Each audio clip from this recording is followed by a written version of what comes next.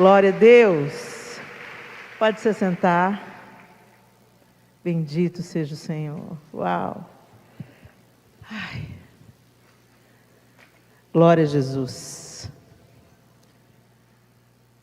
O Senhor não é pego de surpresa. Ele tem todas as coisas debaixo do seu domínio, poder e autoridade. E tudo que Ele permite na nossa vida não é sem um propósito.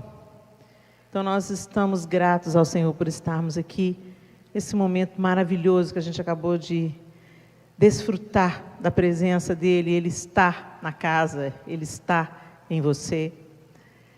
E nós queremos aprender dEle nessa noite. Amém? A palavra que o Senhor colocou no meu coração, eu falei assim: Senhor, é isso mesmo, Jesus? É isso mesmo? É isso mesmo.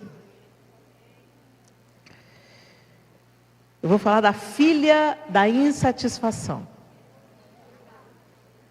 O nome dela é inveja. E ela nos afasta dos propósitos de Deus para nós.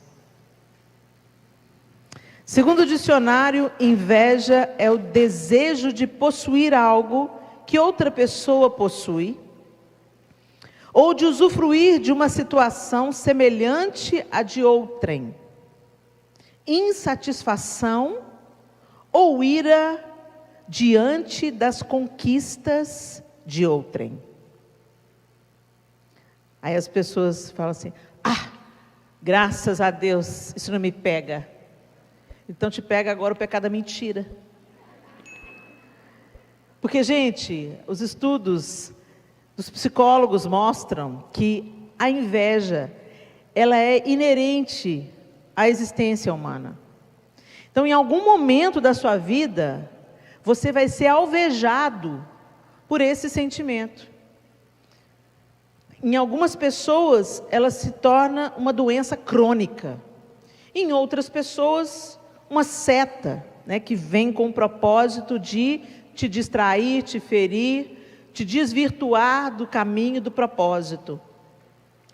E a palavra de Deus diz que inveja é pecado. Inveja não é apenas um desvio de caráter, como algumas pessoas pensam. Apenas consequência de uma existência difícil, de uma história difícil. A inveja, ela é pecado. E o apóstolo Paulo, no capítulo 1 de Romanos, você pode abrir aí a sua Bíblia em Romanos capítulo 1, ele lista aqui alguns pecados, mas eu queria me deter com vocês no verso 27, não, no verso 27 não, no verso 28. Além do mais, visto que desprezaram o conhecimento de Deus, Ele os entregou a uma disposição mental reprovável para praticarem o que não deviam. Tornaram-se cheios de toda sorte de injustiça, maldade, ganância e depravação. Estão cheios de inveja, homicídio, rivalidades, engano e malícia. São bisbilhoteiros, caluniadores, inimigos de Deus, insolentes, arrogantes e presunçosos. Inventam maneiras de praticar o mal, desobedecem a seus pais, são insensatos, desleais, sem amor pela família, implacáveis. Embora conheçam o justo decreto de Deus, de que as pessoas que praticam tais coisas merecem a morte, não somente continuam a praticá-las, mas também aprovam aqueles que as praticam. E é sério aqui, porque então o apóstolo Paulo ele coloca a inveja no mesmo grupo da prostituição, da malícia, da avareza, da maldade, do homicídio, entre outros. Mas como a inveja é um pecado não aparente, nós toleramos a inveja. Ou nós não admitimos que é inveja. É um nome muito feio, é um nome muito pesado. Então a gente dá outro nome. Então a gente fala assim: olha lá, fulana já vai ministrar louvor de novo. Mas ela já ministrou louvor no domingo retrasado, no domingo passado, agora de novo. Aí a pessoa fala assim, você está com inveja? Não, não é questão de inveja, é justiça. Porque tem tanta gente que canta bonito na igreja, o que tem? Por que tem que ser só ela? Será porque é filha do pastor? Sabe aquela pessoa que você começa a seguir no Instagram e de repente te dá assim um ranço? Ranço é outro nome para inveja. Helena, com que autoridade que você está falando? Com a autoridade de uma ex-invejosa. Gente, a inveja, por que eu quis falar sobre a inveja hoje? Porque Deus tem um caminho para você trilhar e a inveja está te embaraçando. A inveja está sabotando o plano de Deus na sua vida, porque o invejoso não prospera nos seus caminhos. O invejoso fica paralisado na comparação, ou na vitimização, ou na maledicência. Ele entra em um desses nichos. Ou ele fica paralisado pensando, oh vida, oh céus, oh Deus ama Vivi, mas não me ama. Fica paralisado, pensando assim, Deus, história em que Deus não tem filhos prediletos, hein? Eu que sei.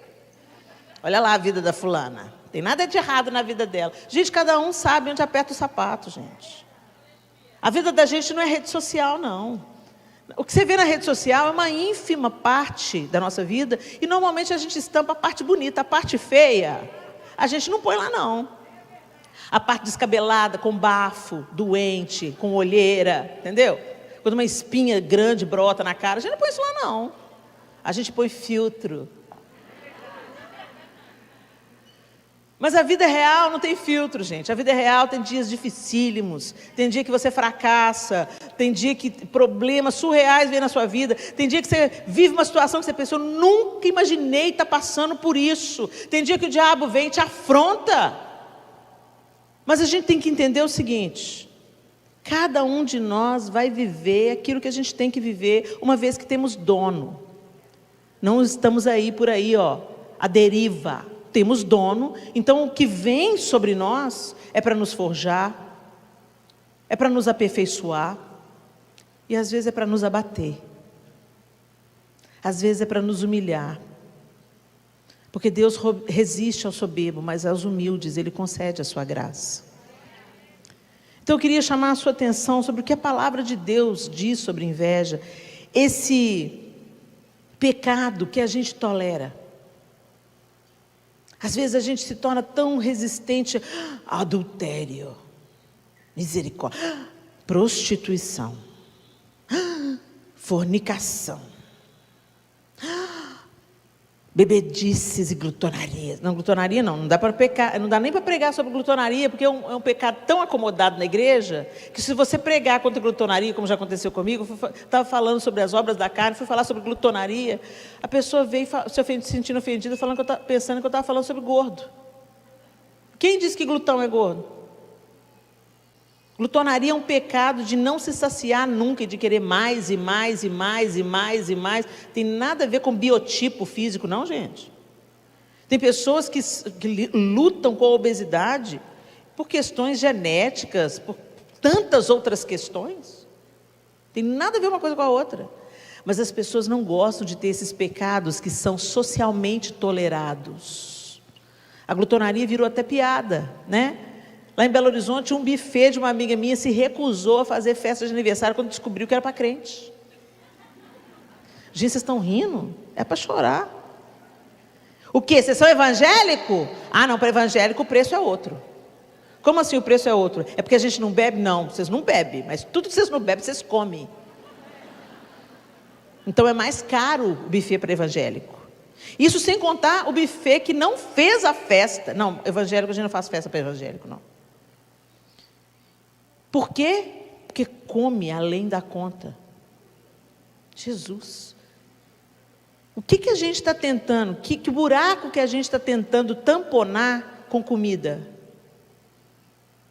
O que é que a gente está tentando consertar que está errado dentro com comida? Por que a Bíblia fala o Deus deles é o ventre? Tem gente que não se sacia com comida, mas também não se sacia com compras. não se sacia com conversa fiada, não se sacia, está sempre naquilo. E a inveja é esse pecado que é socialmente aceito. O invejoso se torna prisioneiro da frustração, da infelicidade, e fica impedido de florescer e de frutificar. O invejoso se torna atrofiado, fica reduzido às comparações e competições, e na maioria das vezes cai em outros pecados como maledicências, mentira, soberba e hipocrisia. Eu não chamaria a inveja de pecadinho, né, gente? Porque ela nunca vem sozinha, ela vem acompanhada. Esse pecado vem acompanhado. E a Bíblia diz que o salário do pecado é a morte. Às vezes você está vivenciando algumas coisas na sua família, na sua vida, e você é alvejado por esse sentimento. Quem nunca? Você olha para uma pessoa e você vê os sonhos que você tem se realizando na vida dela. E isso te dá raiva, te dá irritação, e te dá um sentimento de que sim, Deus tem filhos prediletos, porque eu estou pedindo para o Senhor isso, e para mim não vem, mas agora vem para minha melhor amiga, para a pessoa que está mais próxima de mim. E aí o coração fica peludo, e aí você começa a pôr um sorriso falso, diz: que bom, amiga. Quero que você morra. Gente, a gente está rindo aqui, mas o pecado que tirava Jesus do estado natural dele era hipocrisia. Jesus, doçura, doçura, doçura, senta com um corrupto, doce.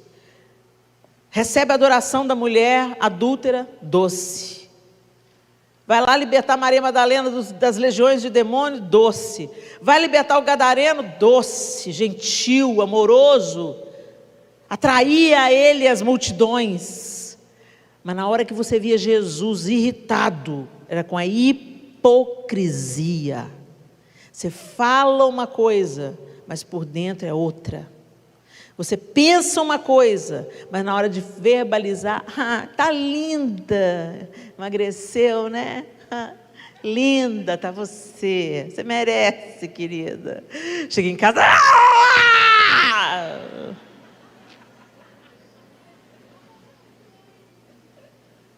Só que eu tenho que te dizer, minha linda, o Senhor tem vida para você, tem plano para você.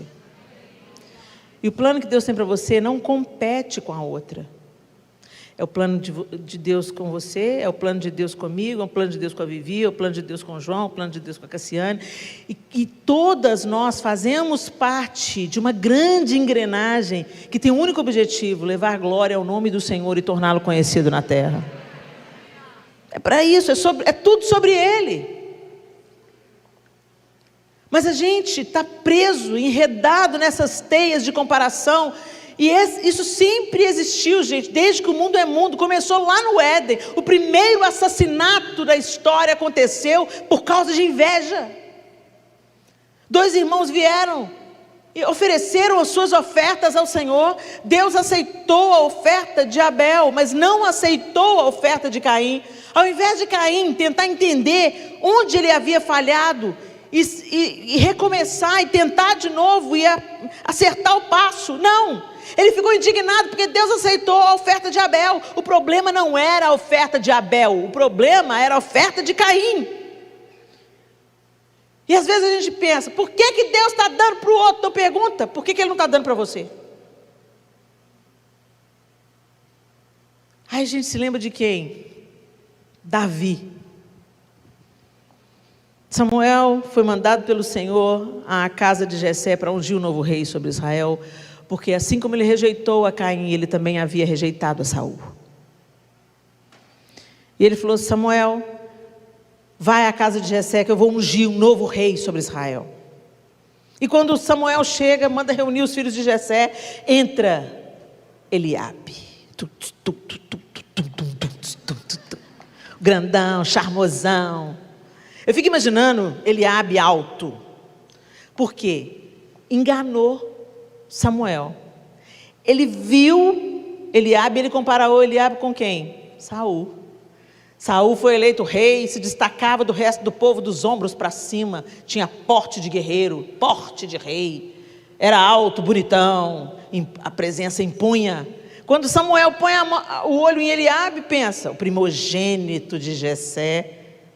Tem uma bênção sobre o primogênito de Jessé, imponente, devia ser alto também, preparado para a guerra, porque ele estava lá também na batalha contra Golias. E aí Samuel olha, eis aí o ungido do Senhor. O Senhor, não, pode parar, Samuel. Samuel, para de olhar para a aparência. Porque eu não estou nem aí para a aparência de Eliabe. Estou nem aí para o porte de Eliabe. Em outras palavras, o Senhor está falando, não atente para a aparência, porque eu vejo o coração e eu rejeitei o coração de Eliabe.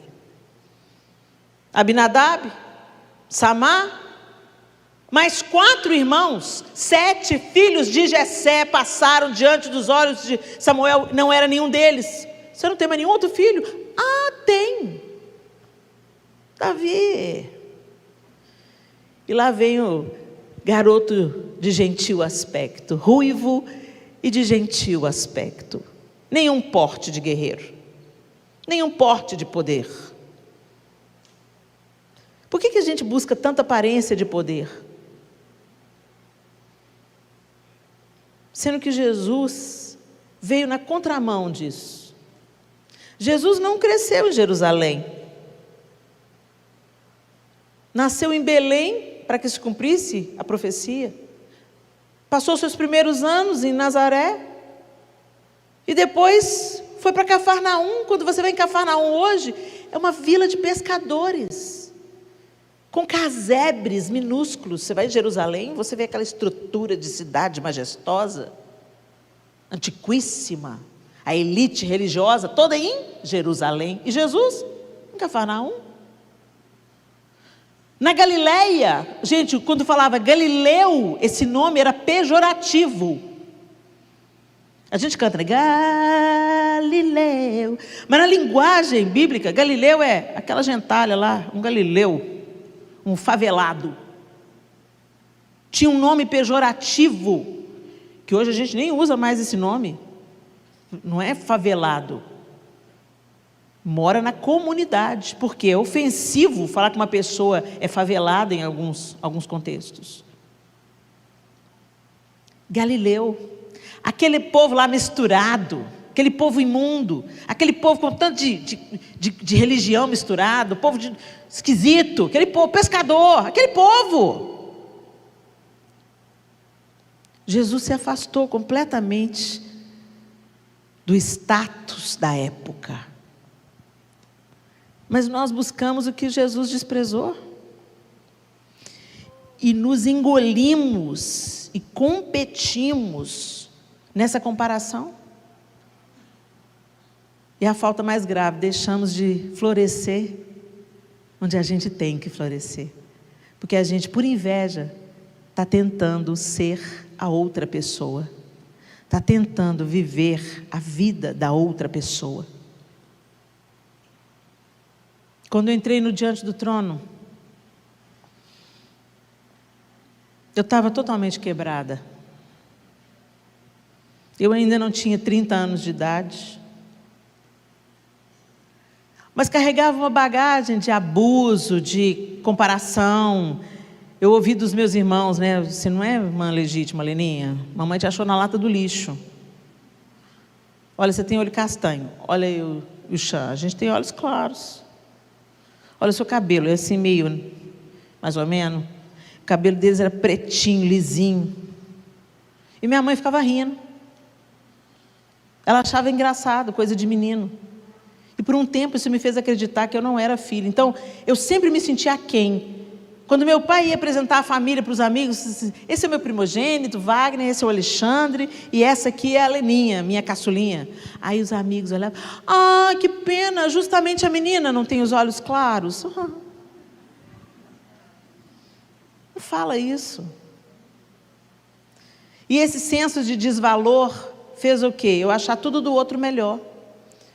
O diabo primeiro fere a sua identidade. E te faz acreditar que quem você é não é bom o suficiente. Que aquilo que Deus te entregou é injusto, porque Ele deu mais para o outro. Que a sua vida é bem medíocre, bem mais ou menos. Para que você vai sonhar? Para que você vai empreender? Para que você vai avançar? Deus escolheu os queridinhos dEle, os preferidos dEle. Fica aí nessa sua vidinha. Quando acontece a questão de Deus aceitar o sacrifício de Abel e não aceitar o de Caim, Deus pergunta para Caim: por que se descaiu o seu semblante, Caim? Era a oportunidade do diálogo, era a oportunidade da confissão. Senhor, meu semblante caiu porque eu fiquei com inveja. O que o senhor aceitou de Abel, não aceitou? O que tem de errado na minha oferta? Talvez ele tivesse ouvido. Sabe por que eu não aceitei a sua oferta, Caim? Porque você me trouxe do que te sobrou. Abel me trouxe das primícias. Quem sou eu no seu coração, Caim? Será que eu sou realmente o seu Deus? Não traga uma oferta por constrangimento, traga uma oferta por amor, traga uma oferta por alegria. O seu coração está turvado, você me deu. Eu não preciso, eu sou dono de todas as coisas, Caim. Que motivação é? Talvez fosse a oportunidade da ficha de Caim cair. E dele falar: puxa, eu andei errado, eu pisei na bola.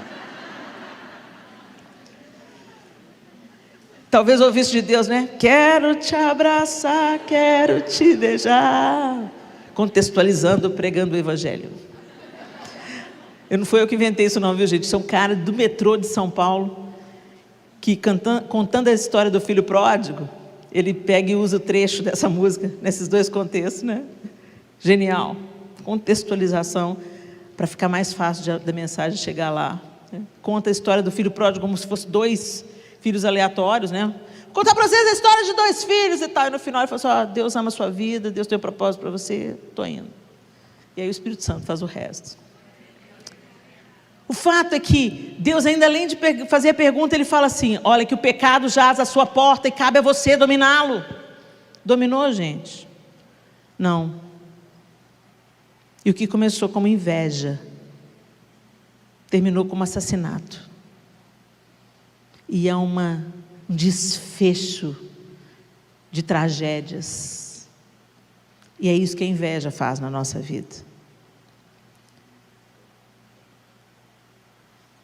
Normalmente, a inveja, ela é precedida desse sentimento de ranço. Não tem um motivo de você não gostar daquela pessoa, mas você não gosta. Meu santo não vai com o santo dela. Deixa eu te dizer, o seu santo tem que ir com o santo dela, porque essas duas são filhas de Deus, e o Espírito Santo é que habita em nós. Mas a gente coloca: não vai, não tem afinidade. Você pode não ter, você não precisa de ter afinidade com todo mundo, não. Às vezes tem pessoas que você escuta e não encaixa. Você se identifica mais com outra, e essa que é a lindeza do reino de Deus. A sua pluralidade.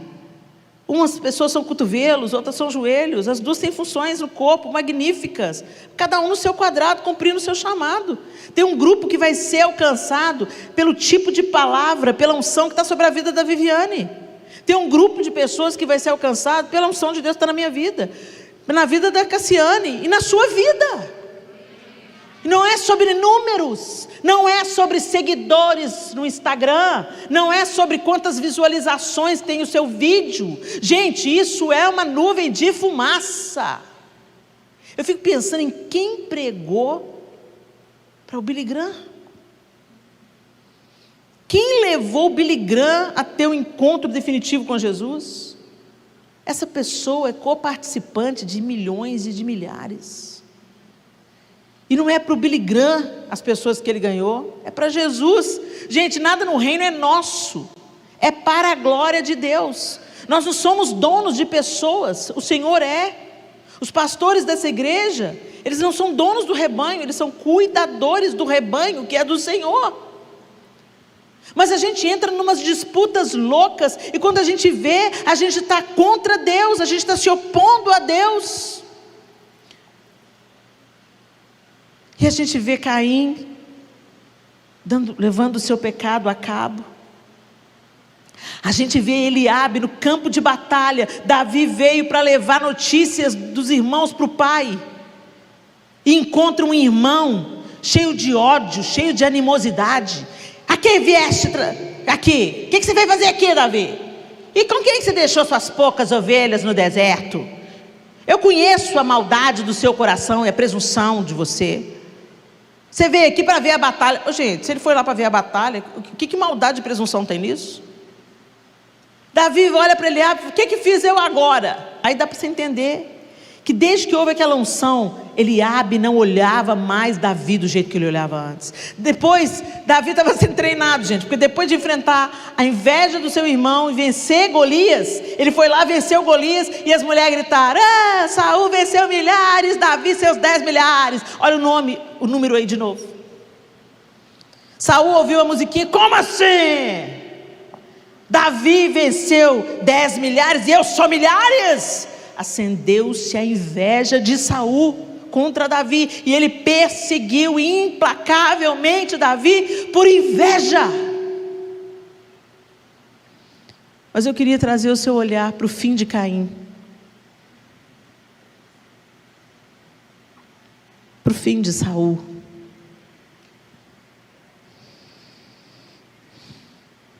para o fim de Raquel. Raquel, Helena, lá em Gênesis 31, o texto diz que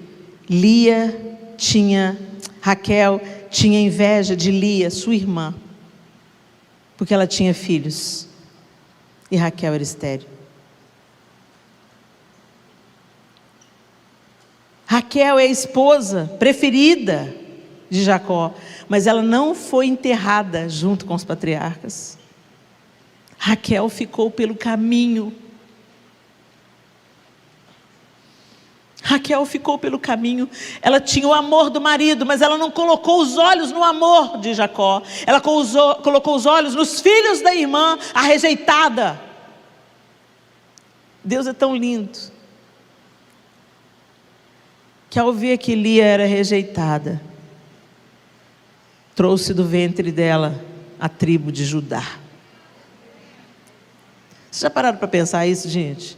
Que a caolha da Lia é que teve a tribo de Judá, de onde viria o Messias. Deus não dispensa os quebrantados de coração. Lia era quebrantada. Ela não escolheu ir para a cama de Jacó. Ela foi levada por seu pai. E ela queria ser amada por Jacó. Mas sua irmã já tinha o amor de Jacó. Talvez Lia fosse a alternativa de Deus desde o princípio. Mas Jacó estava fascinado pela aparência de Raquel. Até o último momento, quando Jacó passa o val do Jaboque, ele coloca primeiro, antes de Raquel, Lia. Se meu irmão matar alguém, mata primeiro Lia. Ele põe Raquel por último. E nem assim Raquel se satisfez. Morreu e ficou pelo caminho. Foi sepultada no caminho. Você quer ficar sepultada no caminho, minha linda?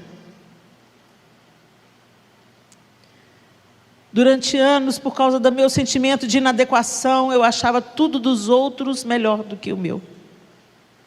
Eu não conseguia enxergar minhas potencialidades, talentos, capacidades.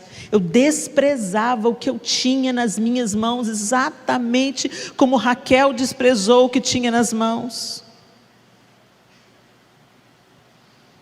Por inveja.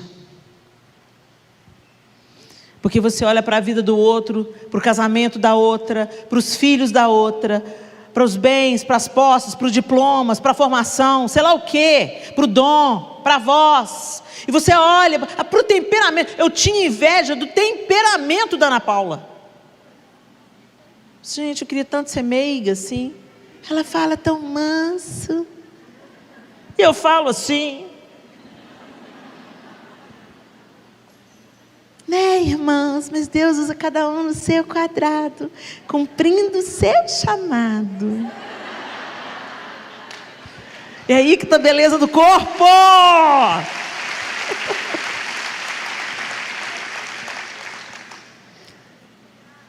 Eu quero perguntar para você nessa noite, será que você está como Raquel? Gente, não é à toa que a Bíblia está recheada de exemplos de inveja. Toda a Bíblia, de Gênesis até o Apocalipse, você vê comparações, você vê competições, você vê inveja. Eu já citei aqui Raquel, eu já citei aqui Davi, Saul, mas eu quero dizer para José e seus irmãos. Os irmãos julgaram José na cova por causa de quê? Por causa de inveja. Saul e Davi, Saul perseguiu Davi por anos por inveja. E o que a Bíblia diz para a gente? Lá em Provérbios 14:30, o texto diz assim: o coração em paz dá vida ao corpo, mas a inveja apodrece os ossos. Tem gente que adoece de inveja. Comportemo-nos com decência como quem age à luz do dia, não em orgias, bebedeiras, não em imoralidade sexual e depravação, não em desavença e inveja. Ao contrário, revistam-se do Senhor Jesus Cristo e não fiquem premeditando como satisfazer os desejos da carne. A palavra de Deus está recheada desses exemplos. E a gente podia ficar aqui, discorrendo sobre cada um deles. Pedro, Jesus está ali na praia chamando Pedro de novo, cobrindo Pedro de autoridade. Pedro, tu me amas? Pedro, tu me amas? Pedro, tu me amas? Ele está tendo aquela conversa com Pedro para trazer reconciliação de Pedro, para reposicionar Pedro no chamado que ele tinha. Você já largou as redes, Pedro? Não volta para as redes de novo, não. Você não precisa de pescar de novo, não. Eu tenho um chamado para você, eu tenho uma missão para você.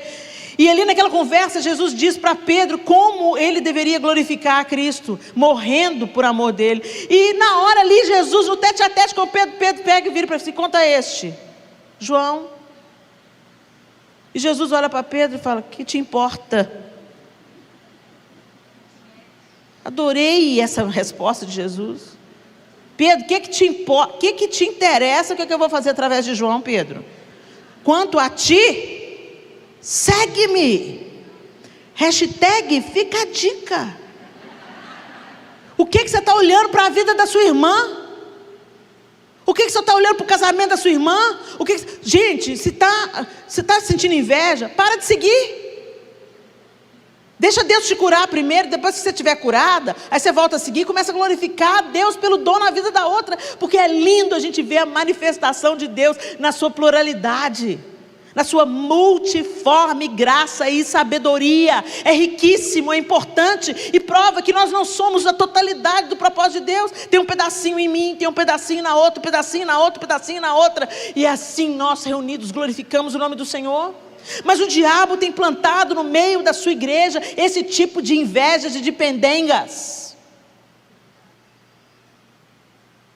Líderes proeminentes, cheios de talento, que começaram certo, olhando o número de... Ai, quantos membros tem naquela igreja? Encontra os pastores, líder. Quantos membros tem na sua igreja? Que te interessa? Os membros que tem na minha igreja não são mérito meu. Os membros que tem na minha igreja são os discípulos que o Senhor está me entregando, as ovelhinhas que Ele me deu para cuidar. Ora por mim. E Deus não se impressiona com números. A mesma multidão que gritou Hosana ao que vem em nome do Senhor, gritou crucifica. Não me impressiono com números. E na vez que Davi quis contar o poderio bélico dele, vamos saber quanto que tem um exército. Veio a ira de Deus sobre Davi. Você está o quê, Davi? Confiando no número do seu exército? Eu vou te mostrar quem é que dá vitória para Israel. Matou 700 num dia só. 700 mil? 700 mil? 70 mil? Há uma pancada de gente.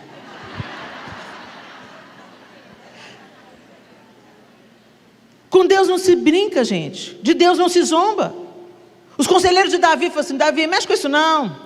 Para que você quer saber o seu poderio bélico? Para que você quer saber quantos soldados você tem? Porque as vitórias de Israel vinham do Senhor, eram vitórias sobrenaturais. E Davi começou a se envaidecer do seu poderio bélico e começou a contar. Você está contando os seus seguidores no Instagram e comparando com a da sua irmã?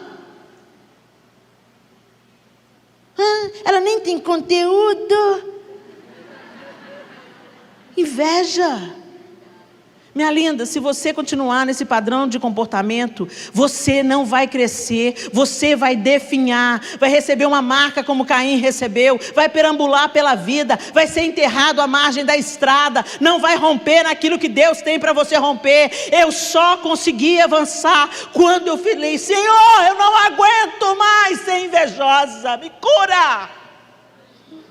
Eu não aguento mais, Senhor, sentir inveja. Eu não quero sentir, mas eu sinto. E o Senhor falou comigo: não adianta eu querer cortar os frutos, Helena. A inveja é o fruto. Vamos na raiz. Nessa rejeição que você sente. No abuso que ficou no passado. Você pensou que eu não te protegia, Helena? Eu te protegi, eu tenho te sustentado, eu tenho um plano na sua vida. Eu vou pegar tudo que o diabo fez na sua vida e eu vou converter para o bem, mas você tem que confiar em mim. E o Senhor começou a me curar, me curar, me curar, e eu comecei a andar com Ele. O problema da gente é que a gente muda de religião, vem para a igreja, mas não anda com Deus.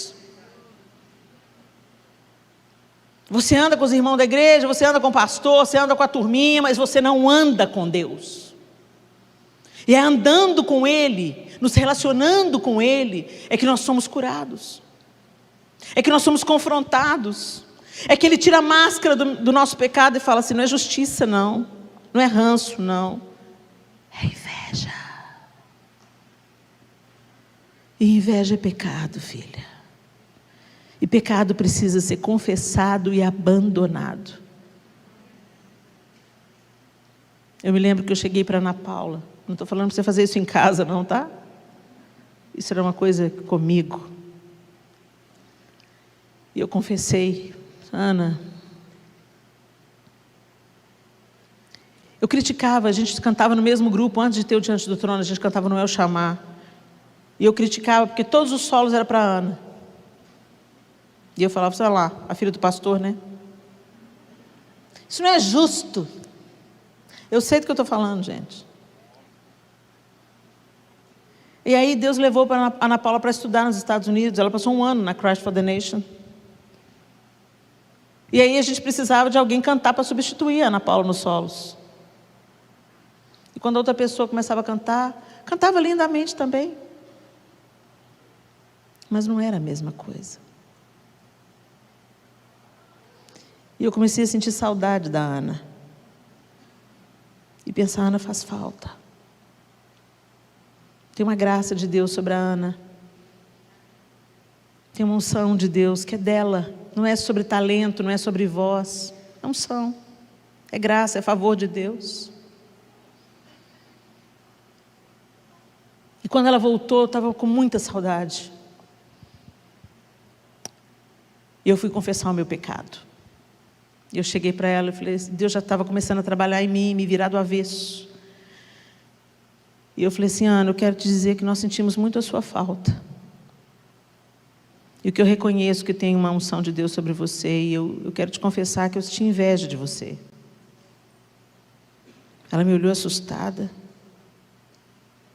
disse: eu quero te pedir perdão. Eu preciso confessar isso para eu ficar livre disso. Eu não quero mais continuar tendo inveja, nem de você, nem de ninguém. Ela me abraçou. Está tudo bem, Helena. Eu não sei como é que você sente inveja de mim. Você é tão talentosa, você é tão cheia de habilidades, Helena. Me encorajou, como sempre ela faz até hoje.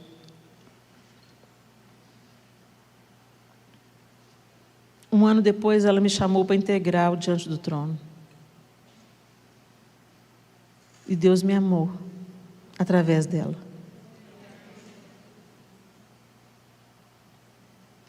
Deus me amou falando: você não precisa continuar do jeito que você está. Entra na comunhão comigo. E ali começou uma grande obra de transformação na minha vida. Mas eu precisei ser quebrada. Um dia nós fomos ainda no El Chamar fazer solos. Ia ter um intercâmbio entre o El Chamar, que era o grupo que antecedeu o Diante do Trono, que tinha coro e orquestra, e uma orquestra da Assembleia de Deus do Belém. Então eles vieram de São Paulo com um coral de 100 vozes, uma orquestra. Então eles cantavam uma música no louvor e o El Chamar cantava outro. Eles cantavam uma música e o El Chamar cantava outra. E o Robinho virou para mim e falou assim: Helena, você vai cantar a sua música hoje. Eu tinha um solo. No domingo você vai cantar. Aí eu fiquei toda lá. Chegou a minha vez, chegou a minha hora. Aí no sábado, mãe, eu acordei sem voz. Completa. Eu nunca ficava rouca. Até hoje é muito difícil eu perder a voz. Eu deitei com a voz e acordei sem ela. Poda. Doeu. Eu cheguei no sábado para ensaiar. Que voz que é essa, Helena? Não sei. Ai, meu Deus do céu. O que você arrumou? Você gritou? Não. Bebeu gelado? Não. Canta aí, vamos ver o trecho. Deu a introdução no piano. Algo que é de... Para de parar. Se você amanhecer assim amanhã, dá para você cantar. E eu borrifando tudo na garganta. Gargarejando. Chegou no domingo. Estava pior do que no sábado. Eu não só não cantei, eu dublei. O El Chamar fazer coreografia também. E as lágrimas correndo. O olheiro espremendo. Aí eu lembrei de uma oração. Na minha tolice.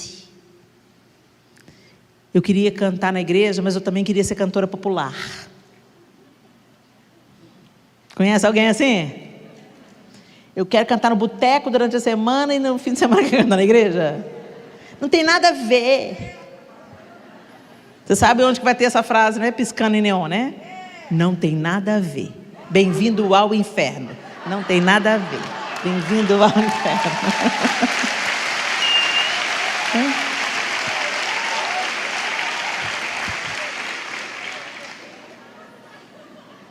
Aí naquela tolice eu e o Senhor, o Espírito Santo lá, debaixo de um tanto de escombro, né? A minha vontade, meu desejo, a minha ferida, a minha pereba, tudo lá em cima da voz do Espírito. Mas Ele é um herói. E Ele lá, você não nasceu para isso, meu propósito não é esse, você não nasceu para isso, meu propósito não é esse, você não nasceu para isso. Eu pego e falo, Deus, eu fiz essa oração, gente. Se não for para cantar do jeito que eu gosto, então por que você me deu voz? Se não for para cantar do jeito que eu gosto, então tira. Adivinha o que veio na minha cabeça naquele dia de domingo? A lembrança da oração tola. As lágrimas corriam. Minha mãe tentando me consolar. Ô, minha filha, o que será que aconteceu?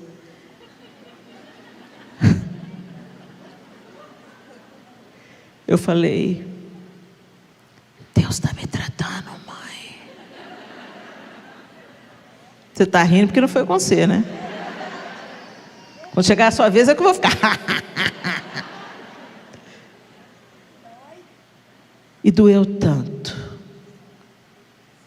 mas me libertou.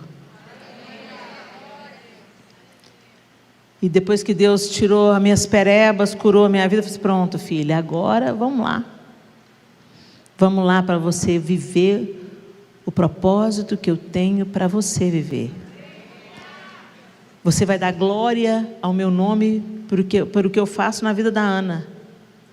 Você vai dar glória ao meu nome por o que eu faço na vida de A, B, C, D e E. Elas vão te inspirar, elas vão somar, elas vão te ensinar. Mas você vai focar no que eu quero que você faça. E aí a gente se lembra da oração, da palavra de Jesus para Pedro. Que te importa como eu vou usar João? Que te importa que ele ainda esteja vivo quando eu vier? Quanto a ti,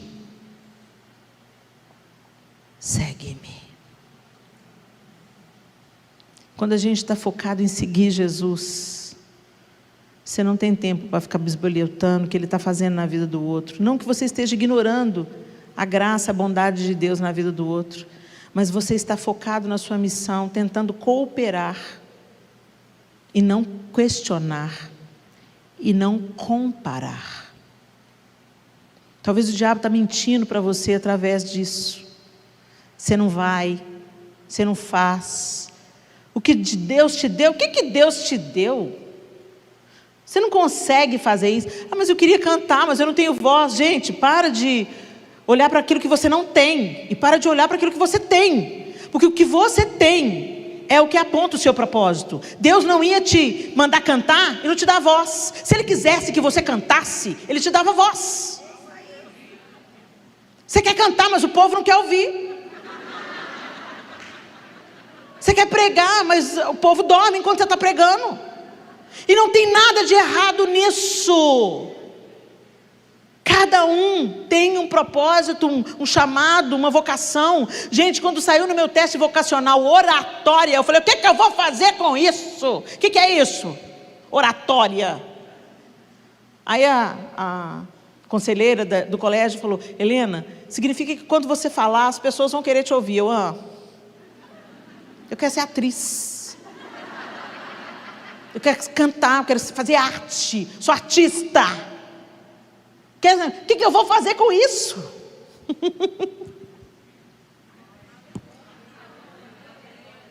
Já estava lá, já estava no meu pacote. Deus já tinha me dado. Mas eu estava tão focada no que ia me dar visibilidade, que eu estava perdendo a minha vocação de vista. E, gente, é no cumprimento do propósito que a gente encontra felicidade.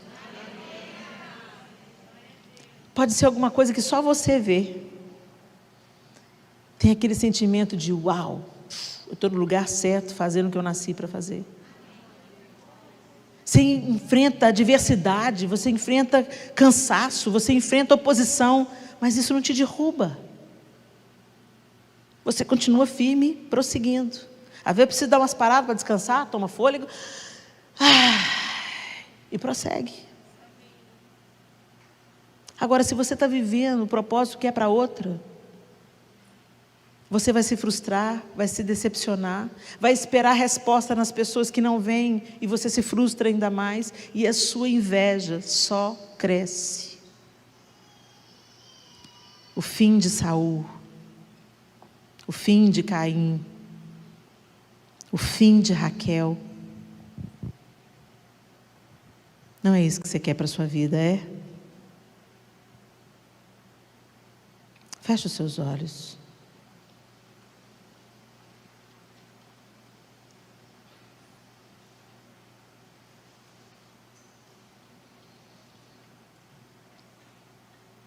Primeiro Deus me desfez. Arrancou as minhas máscaras e as minhas desculpas. Não, é justiça. Não, eu só não me identifico. Ele me desnudou, me levou à confissão de um pecado. E eu falei: Senhor, é feio, é desprezível, mas é inveja. O que eu sinto é inveja. Eu não gosto do sucesso dela. Eu não gosto das pessoas gostarem dela. Me incomoda quando os nossos líderes elogiam a ela. Mas eu não quero ser assim, Senhor, porque eu sei que isso é contra o Senhor. E isso está me embaçando, me embaraçando, apodrecendo os meus ossos. Eu me tornei maledicente, irritadiça, ingrata, insatisfeita, murmuradora. Eu vivo em comparações. O orgulho tomou meu coração. Entendeu, minha linda? Ela nunca anda sozinha. A inveja anda em bandos. E são esses pecados que vão entrando na sua vida. Ela abre a porta. E a maledicência, a insatisfação, a ingratidão, a hipocrisia entram atrás. E te paralisam. E sabotam o propósito de Deus na sua vida. E quantas pessoas saem da igreja por inveja? Não vou naquela igreja não, tem muita estrela lá.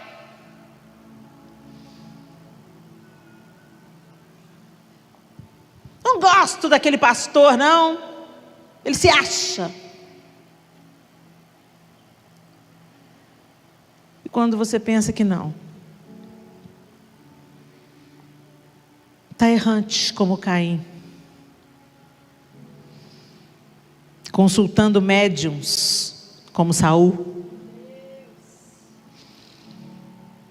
sepultada nos seus sonhos como Raquel. Ajuda-nos, Senhor.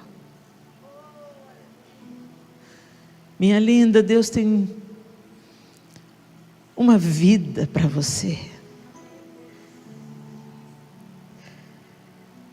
Ele quer tocar em você, transformar você e transbordar em você. E o mentiroso está te enganando. Você se olha no espelho, você se critica. Por que eu tenho esse cabelo? Por que eu tenho esse peso? Por que eu tenho esse corpo? Por que eu tenho essa cor? Eu queria ser fulana. Olha a ingratidão aí.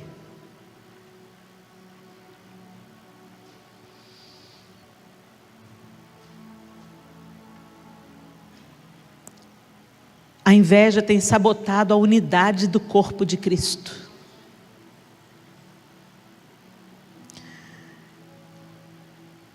Eu não preciso ser adivinha e nem preciso de ouvir as histórias que acontecem nessa cidade. Porque por onde eu passo, no mundo todo, onde uma igreja avança, ao invés dela gerar alegria, ela gera disputa e inveja.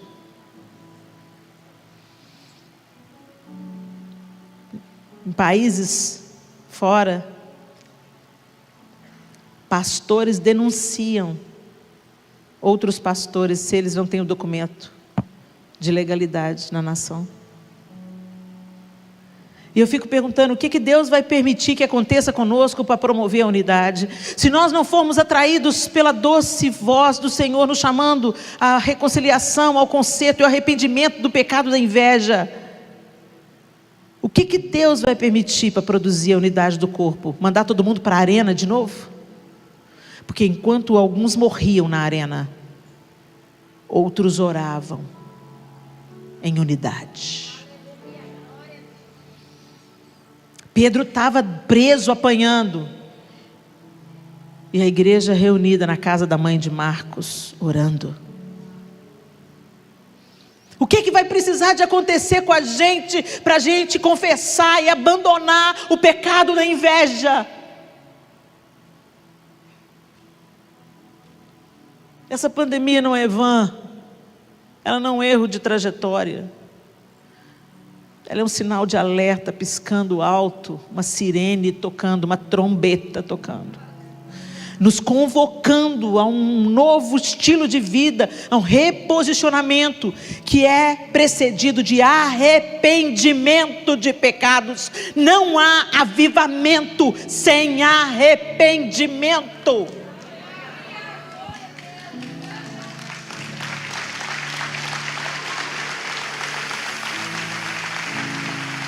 Oh, Senhor, quero seguir-te,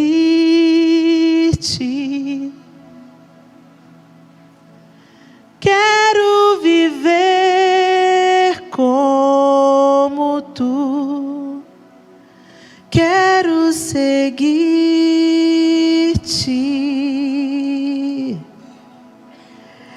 dia após dia.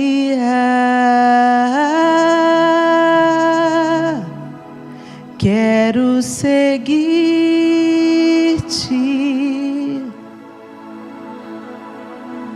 quero viver como tu, quero seguir-te,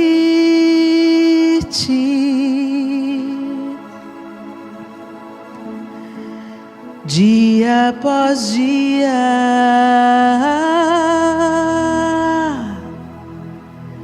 Quero seguir-te.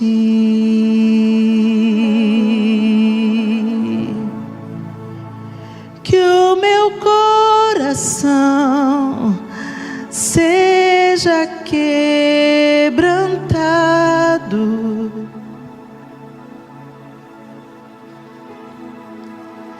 que o meu prazer seja fazer a tua vontade,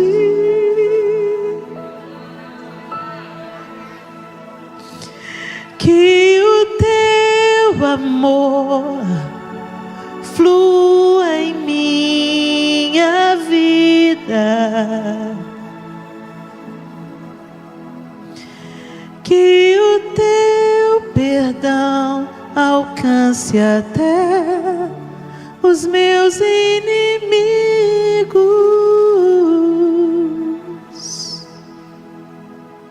Quero seguir-te.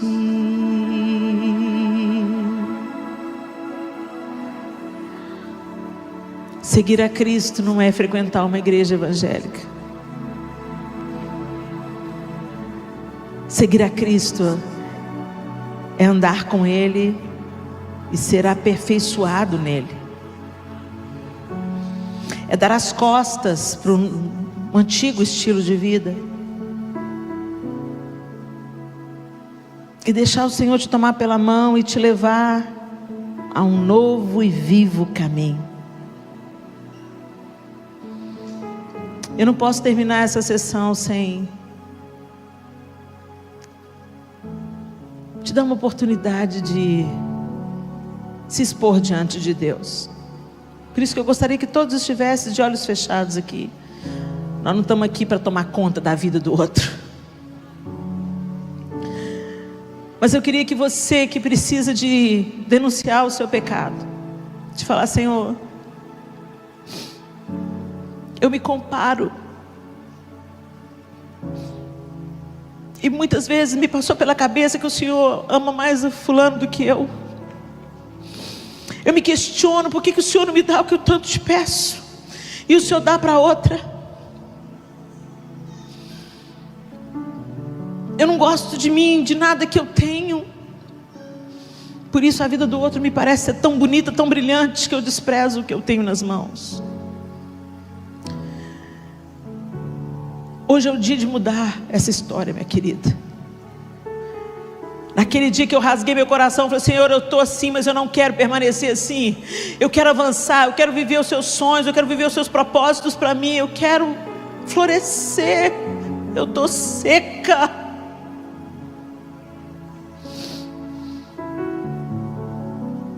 Se você quer fazer a oração hoje, eu te ajudo. Eu já a fiz.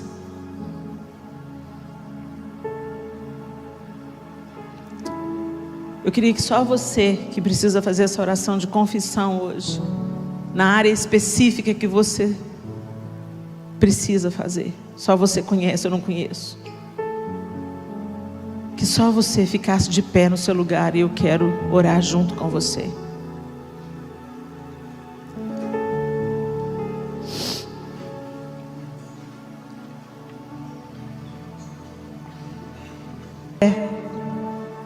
Tem o seu momento aí, verbaliza, fala com as suas palavras para o Senhor: Senhor, eu não poupei palavras não, eu falei com Ele com toda a minha honestidade. Senhor, do Senhor eu não posso esconder coisa nenhuma, mesmo que eu tente, eu não consigo. Então, papo reto, Senhor, eu sou invejosa, eu não quero mais ser. Eu sinto insatisfação, eu sinto tristeza pela bênção da minha amiga, pelo dom da minha amiga, pela família da minha amiga, mas eu não quero sentir. Então eu denuncio diante do Senhor o meu pecado, eu rasgo o meu coração, e eu quero dizer para o Senhor, porque a tua palavra diz que aquele que confessar diante do Senhor, que aquele que confessar os seus pecados, Ele é fiel e justo para nos perdoar os pecados e nos purificar de toda injustiça. Então eu estou denunciando o meu pecado aqui, Senhor. Eu sou invejosa, mas eu não quero continuar a ser invejosa. Eu comparo a minha vida com as dos outros, mas eu não quero mais comparar. Eu murmuro como se eu estivesse no seu lugar, eu faria melhor, mas eu não quero mais murmurar. Eu quero receber o dom do Senhor, eu quero cumprir o meu propósito nessa terra. Eu quero vivenciar a tua vontade plenamente. Por isso eu me arrependo e eu te peço perdão em nome de Jesus. Fale aí com as suas palavras diante do Senhor. Ó Deus, eu oro por as minhas irmãs que estão de pé diante do Senhor. Esse gesto de se colocarem de pé admite que elas precisam e dependem do Senhor, e que elas estão denunciando e rompendo em nome de Jesus qualquer vínculo com esse pecado que as assedia. Deus, quando elas ficam de pé, elas estão dizendo para o Senhor: eu não quero mais continuar assim. Eu não quero mais continuar me comparando, sentindo inveja, ingratidão, menosprezando aquilo que o Senhor já me deu e já fez por mim. Eu não quero mais continuar sentindo insatisfação pela bênção da minha irmã. Eu quero me alegrar, eu quero festejar e eu quero fazer parte daquilo que o Senhor está fazendo na terra. Por isso eu te peço, Deus, escuta esse clamor. Elas estão balbuciando por trás dessas máscaras. Algumas estão chorando diante do Senhor. E eu te peço, recolhe essas lágrimas, escuta essas orações. E coloca a separação. Hoje coloca a separação entre essas mulheres e as trevas. Nós não toleramos pecados encobertos. Nós não toleramos pecados socialmente aceitos. Nós somos filhas do Senhor e queremos viver como filhas do Senhor a plenitude de tudo que o Senhor tem para nós. Eu abençoo as minhas irmãs em nome de Jesus. E na autoridade do nome de Jesus eu as libero para prosperar, Senhor, para avançar, para descobrirem seus dons, seus talentos, suas habilidades, para celebrarem aquilo que o Senhor confiou a elas e para florescerem e frutificarem a 30, a 60 e a 100 por um. Ó Deus, levanta um exército de mulheres curadas, restauradas, que não disputam umas com as outras e que geram uma geração curada de homens e mulheres, meninas e meninos que apreciam a bênção de Deus na vida uns dos outros. Libera essas mulheres, Pai, para que elas avancem, que o sangue de Jesus Cristo, seu Filho, seja aspergido sobre todas nós nessa noite, nos purificando desse pecado que é a inveja. Denunciamos diante do teu altar e te pedimos: cobre-nos com teu perdão, com o teu sangue purificador, e inaugura um novo tempo a partir de hoje, em nome de Jesus. Amém e amém. Aleluia.